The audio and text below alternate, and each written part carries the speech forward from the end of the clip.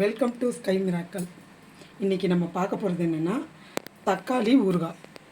ஈஸியான மெத்தட். ஒரு 3/4 கிலோ தக்காளி எடுத்து வச்சுருக்கேன், கடுகு எடுத்து வச்சுருக்கேன், எண்ணெய் எடுத்து வச்சுருக்கேன், மிளகாத்தூள் எடுத்து வச்சுருக்கேன். வேறு எதுவுமே தேவையில்லை, இது மட்டும் போதும்.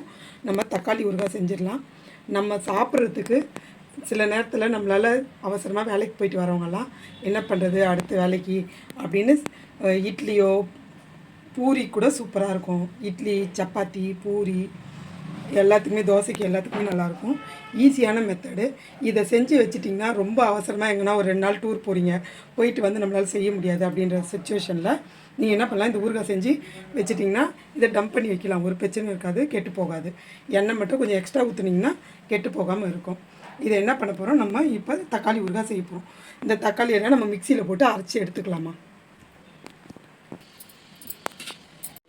இப்போ நம்ம என்ன பண்ணுவோம், இதை நல்லா மையாக அரைச்சி எடுத்து இந்த பருமா அரைச்சி எடுத்தாச்சு. சரிங்களா, இந்த அளவுக்கு அரைச்சி எடுத்தால் போதும். பாருங்க, இந்த அளவுக்கு அரைச்சி எடுத்தால் போதும். நம்ம இப்போ தாளிக்கு ரெடி ஆகலாம். இப்போ என்ன பண்ணுவோம், எண்ணெய் காஞ்சிடுச்சுமா. இப்போது கடாய் காஞ்சிச்சு, எண்ணெய் ஊற்றுவோம். இப்போ கடுகு போட்டுக்கோங்க.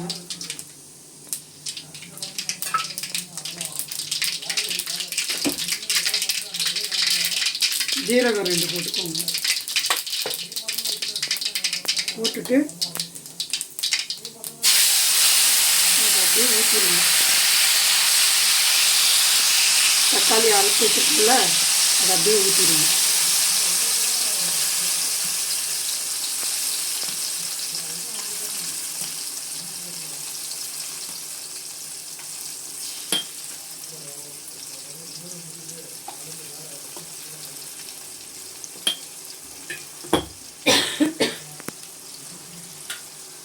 நல்லா கலரி விட்டுட்டு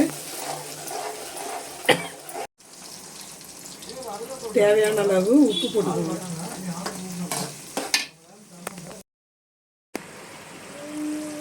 இது போல் இந்த மாதிரி மேலே எண்ணெய் பிரிஞ்சு வரணும். எண்ணெய் பிரிஞ்சு ஸ்லோ ஃப்ளேம்லேயே வச்சு பொறுமையாக அப்படி கலரி கலரி கலரி மூடி மூடி வேக வச்சோம்னா அப்படியே இந்த எண்ணெய்லாம் மேலே பிரிஞ்சு வரணும். அப்போ தான் நல்லா செட் ஆகிடுச்சுன்னா. இப்போ நம்ம அப்படியே உப்பு போட்டுட்டோமா. இப்போ என்ன பண்ணுவோம், மிளகாத்தூள் போடுவோம்.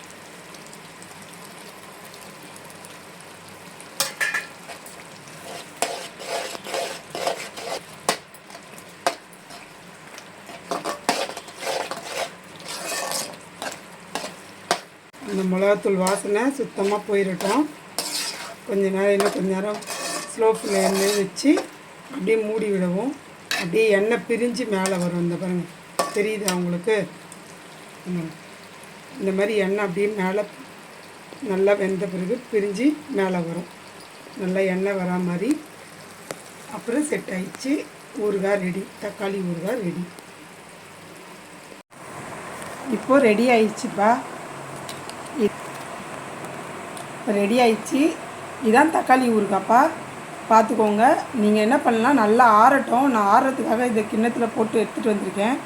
நல்லா ஆறின பிறகு நீங்கள் என்ன ஒரு சின்ன டப்பாவில் போட்டு மூடி போட்டு வச்சுக்கிட்டிங்கன்னா இது ஒரு வாரம் கூட தாங்கும்ப்பா.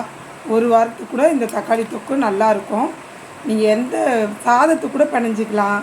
நீங்கள் உங்களுக்கு எதுக்கு வேணுமோ, இட்லிக்கோ தோசைக்கோ பூரிக்கோ சாப்பிட்டு பார்த்துட்டு இந்த ஸ்கை மிராக்கலை சப்ஸ்கிரைப் பண்ணுங்கள். உங்களால் முடிஞ்சால் கமெண்ட் பண்ணுங்கள். தேங்க்யூ.